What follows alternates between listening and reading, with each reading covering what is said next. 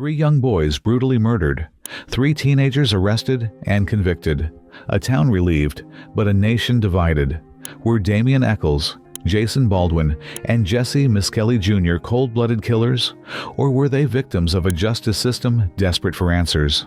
This is the haunting story of the West Memphis Three, where truth and justice remain forever blurred.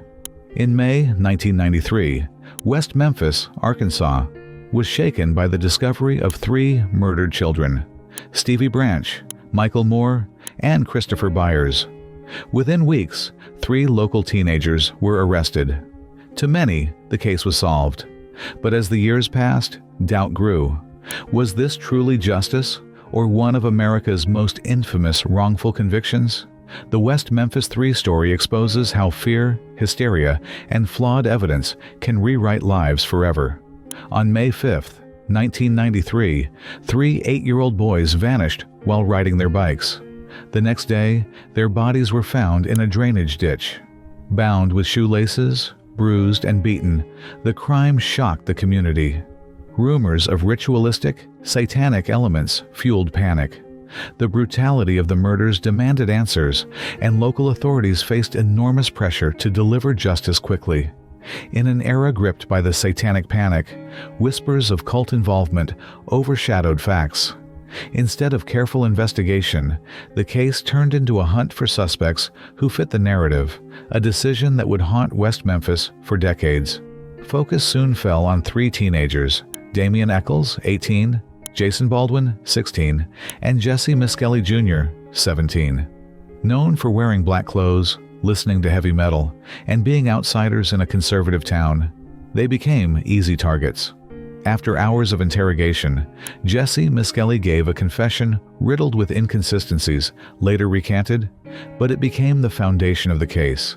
Despite no physical evidence tying them to the crime, police built a story of satanic ritual murders. To many, they looked guilty, not because of evidence, but because they were different. In 1994, the trials began. Prosecutors leaned heavily on Jesse's coerced confession, questionable witnesses, and the climate of fear surrounding devil worship. No DNA, no fingerprints, no direct physical evidence was found.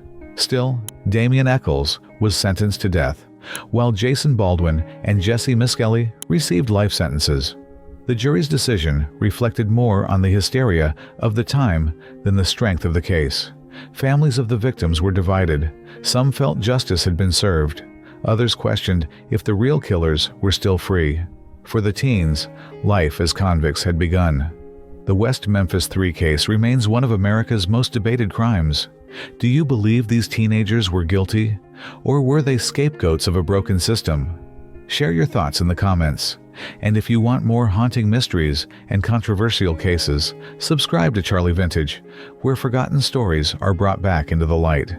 Over the years, cracks in the case widened. Jesse's confession didn't match timelines or details of the crime. Witness testimonies were unreliable, some even recanted. Most damning, DNA evidence tested in the 2000s revealed no match to the three teenagers. Instead, it pointed to unknown sources.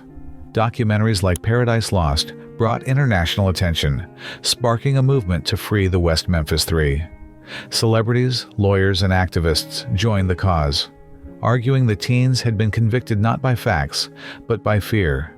Slowly, public opinion shifted from guilt to grave injustice. After nearly 2 decades behind bars, a turning point came in 2011. Faced with mounting evidence of wrongful conviction, the state allowed an unusual deal: the Alford plea. The three men pleaded guilty while maintaining their innocence, securing their release after 18 years. Freedom came, but their convictions remained on record. Families of the victims remained split. Some still believed the teens guilty, others accepted they were innocent. The true killer, or killers, have never been found. To this day, the case leaves behind more questions than answers, haunting both the community and the world of true crime. The story of the West Memphis Three is a chilling reminder of how fear and public pressure can corrupt justice. 3 children lost their lives, and 3 teenagers lost nearly 2 decades to a flawed system. Were they guilty, or victims of circumstance. With no closure and no real answers, the case stands as one of America's most haunting mysteries, where the truth remains as murky as the waters where the victims were found. The West Memphis Three: wrongly accused innocents or teenage killers who slipped through justice? The debate continues. If this case unsettled you, like this video, share it with others, and subscribe to Charlie Vintage for more haunting stories that history refuses to forget.